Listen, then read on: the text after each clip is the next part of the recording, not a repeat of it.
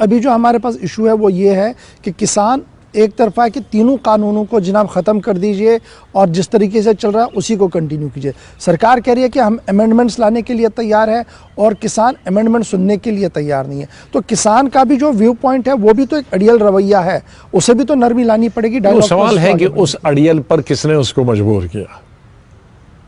अगर पहले आप दवाई देते हैं तो टेबलेट से मजदूर आदमी ठीक हो जाता है, लेकिन आपने उसको निगलेक्ट कर दिया तो फिर वो आईसीयू में पहुंच जाता है। फिर आप दुनिया भर का दवाइयाँ दे वो ठीक नहीं होता। तो इस वक्त जो किसानों का मसला है वो आईसीयू में पहुंच गया। जिस वक्त उसका इलाज था, जिस वक्त वो एक टेबलेट से ठीक हो सकता था, वो हो सकता था कि ये बिल स्टैंडिंग कमेटी को भेजा जाता, जहां तमाम अपोजिशन पार्टियां और किसान यूनियन के साथ डायलॉग होता, बात होती, उनकी बात सुनी जाती, तो सरकार भी खुश हो जाती, अपोजिशन भी खुश हो जाती, किसान भी खुश। आज की किसी पॉलिटिशियन के हाथ में नहीं रहा। जो सरकार कहती है रोज दिन भर गालियां देती है अपोजिशन पार्टीज को, आज मैं कहना चाहता हूं आज किसी अपोजिशन पार्टी के हाथ में किसान नहीं है और किसान किसी पार्टी से संबंधित नहीं है। किसान तो किसान है, वो अपना फ़ायदा और नुकसान सोचती है और अपना फ़ायदा और नुकसान में ही हिंदुस्तान का फ़ायदा है। उनका वो अपना फ़ायदा नहीं है, उससे ज़्यादा फ़ायदा हिंदुस्तान के लोगों को, जिनको पीडीएस के ज़रिए अनाज सस्ते दामों पर मिलता है। तो मेरे ख्याल में इस पे सरकार को प्रेस्टीज पे नहीं बैठना चाहिए। ये कोई आपको नहीं लगता प्रेस्टीज दोनों साइड से, किसान ने भी प्रेस्टीज बना दिया और सरकार प्रेस्टीज पर है ही, तो इस बीच जो आम आदमी है जिसने दिल्ली के अंदर बाहर जाना है वो भी अब सफ़र हो रहा है, सुप्रीम कोर्ट तक मामला चला गया। अब इसमें आप किसानों को नहीं, इसमें सरकार हमेशा झुकती है। सरकार तो माँ बाप होता है। जब बच्चे कुछ मांगते हैं तो आप बच्चों को नहीं कहते हैं, आप माँ बाप को ही मान जाना चाहिए। तो सरकार एक माँ बाप होती है, उन्हें कहना चाहिए। कोई ऐसी बात नहीं है कि कई पहले बिल वापस नहीं लिए, कई बिल वापस ले गए हैं। जब जनता चाहती है, हमारे लोकतंत्र में तो, जमहूरियत में तो जनता सबसे ऊपर है। गुलाम आज़ाद साहब, आप हिज़्ब इख्तिलाफ के लीडर हैं, कांग्रेस के सीनियर लीडरों में आपका शुमार, आपने सरकार को देखा है, हिज़्ब इख्तिलाफ को देखा है, लेकिन अभी जो तज्ज़िया निगारों का मानना है वो ये है कि हिज़्ब इख्तिलाफ का जितना वाइब्रेंट रोल होना चाहिए था वो डे वन से नज़र नहीं आया। इसी वजह से सरकार को एक लिबर्टी मिली ऐसे कानून लाने के लिए जिस पर बाद में हंगामे भी होते हैं।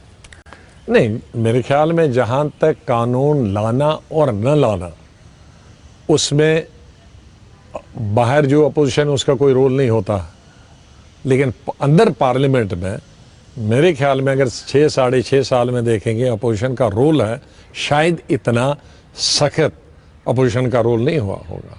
राज्यसभा में तो कई दफ़ा हमने बिल, जब तक हमें अच्छा नंबर था तो कई बिल हमने पास नहीं होने दिए। वो जो उन्होंने अब 3 साल के बाद पास किए, 4 साल के बाद जब उनको बहुमत मिला। इवन ये किसानों का ही बिल है। मेरे ख्याल में जितना हंगामा इस बिल पे लोकसभा और राज्यसभा में हुआ है कभी नहीं हुआ, और शायद मेरे 40-42 साल के पार्लियामेंट के रिकॉर्ड में ये पहली दफ़ा हुआ कि हमारे एमपीज़ ने, अपोजिशन के एमपीज़ में, पार्लियामेंट के प्रेमाइसेस में 24 घंटे का दर्द दे दिया। रात भी वहीं सोए पार्लियामेंट के बाहर ही, गांधी जी की उस प्रतिमा के सामने रात भर भी वहीं से। तो ऐसा कभी मैंने 42 साल में नहीं देखा। लेकिन पार्लियामेंट के बाहर भी तो एक रोल बनता है हिज़्ब इख्तिलाफ का, पार्लियामेंट के बाहर भी रोल नजर नहीं है। पार्लियामेंट के बाहर भी रोल बनता है, वो भी सब अपोजिशन पार्टियां अपनी अपनी स्टेटों में करती है, डट के मुकाबला करती है। लेकिन इस वक्त ये अपोजिशन वर्सेस सरकार नहीं है, इस वक्त किसानों ने खुद अपने हाथ में, उन्होंने देख लिया कि शायद अपोजिशन पार्टियां नाकाम हो गई हमें इंसाफ दिलाने में, तो अब किसानों ने इसको अपने हाथ में। अभी एक बड़ा इल्ज़ाम कांग्रेस पर यह भी है कि कैप्टन साहब पंजाब में बैठे थे, उन्होंने मोबिलाइज सारा मॉब कर दिया। अब हो सकता है उनके हाथ से भी बाहर चली गई हो बात, लेकिन मैंने कहीं ना कहीं मोबिलाइजेशन उनकी थी सरकार के खिलाफ। किसान किसी के हाथ में नहीं है और किसान किसी पार्टी से संबंधित नहीं रखता है। किसान अपने नफ़ा और नुकसान सोचता है और उसके साथ ये भी सोचता है कि अगर अनाज पैदा होगा तो देश का क्या होगा। मेरे ख्याल में सरकार जितना सोचती है जनता के बारे में, उससे ज़्यादा किसान सोचता है। तो उस किसान को नाराज़ करना मेरे ख्याल में सबसे बड़ी भूल अब होगी जो ये सरकार तज्जिया की। सामने रखा जा रहा है सरकार की तरफ से कि जब ये मसवदे कानून तैयार हो रहा था तो कैप्टन अमरिंदर सिंह साहब से बाज़ाब्ता मुज़ाकरात हुई कि पंजाब एक बड़ा स्टेट है, एक तरफ से ये, और दूसरा तुक सरकार लगातार दे रही है। देखिए जिन एरियाज़ में चुनाव हुए हैं, बल्दियाती चुनाव हुए हैं, म्यूनसिपलिटीज़ के चुनाव हुए, वहाँ तो किसानों ने वोट दिया है बीजेपी को।